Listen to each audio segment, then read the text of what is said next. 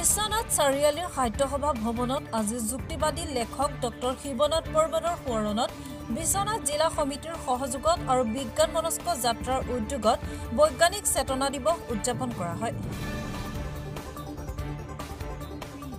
Doctor Dhruvajyoti ফুকনৰ সভাপতিত্বত অনুষ্ঠিত হোৱা সভাৰ উদ্দেশ্য ব্যাখ্যা কৰে বিশ্বনাথ জিলা বিজ্ঞান মনস্ক যাত্ৰাৰ সম্পাদক প্ৰহেন ফাংচুৱে।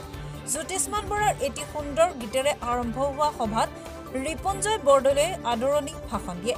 উক্ত সভাতে লেখক শিৱনাথ বৰ্মনৰ প্ৰতি শ্ৰদ্ধাৰ্ঘ্য জনোৱা হয়। পুলিন কলিতাই সম্পাদনা কৰা যুক্তিবাদ আৰু বিজ্ঞান মনস্কতা নামৰ এখন বিজ্ঞান ভিত্তিক গ্ৰন্থ উন্মোচন কৰে বিশিষ্ট বিজ্ঞান লেখক ডক্টৰ ক্ষীৰধৰ বৰুৱাই।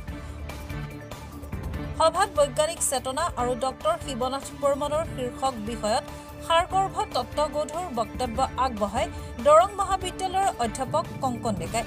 সভাখনত জিলাখনৰ কেইবাগৰাকীও বিশিষ্ট ব্যক্তিৰ লগতে বিশ্বনাথ চাৰিআলি বহুমুখী উচ্চতৰ মাধ্যমিক বিদ্যালয়ৰ অধ্যক্ষা স্বপ্না দাস উপস্থিত থাকি বৰ্তমান সমাজত বৈজ্ঞানিক চেতনাক জাগ্ৰত কৰি মানৱীয় প্ৰমূল্যবোধক অগ্ৰাধিকাৰ দি গোড়ামীমুক্ত এখন সমাজ গঢ়াৰ লক্ষ্য আৰু উদ্দেশ্যৰ প্ৰতি আলোচনা কৰা হয়।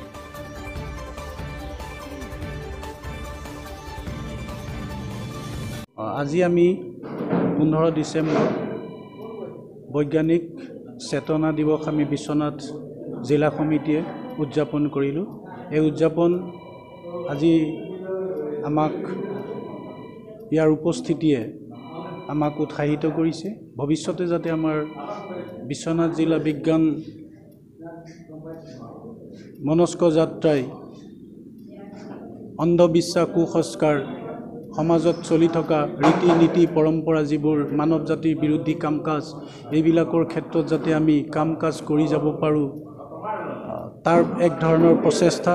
আজি সেই প্ৰচেষ্টাত আমাৰ জিলাখনক আমাৰ জিলা সমিতিখনক আজিৰ সভাখনে উৎসাহিত কৰিছে আৰু আমাৰ আশা ৰাখিছোঁ আপোনালোকৰ জৰিয়তে প্ৰচাৰ হোৱাৰ লগতে আমাৰ বিজ্ঞান মনস্ক যাত্ৰা বিশ্বনাথ জিলা সমিতিকো নিশ্চয় উৎসাহিত আৰু সহায় সহযোগিতা কৰাৰ মাজেদি সমগ্ৰ মানৱ জাতিক যাতে মানুহ হিচাপে পৃথিৱীত জীয়াই থকাৰ কাৰণে এক ধৰণৰ সুযোগ সুবিধা দিয়ে।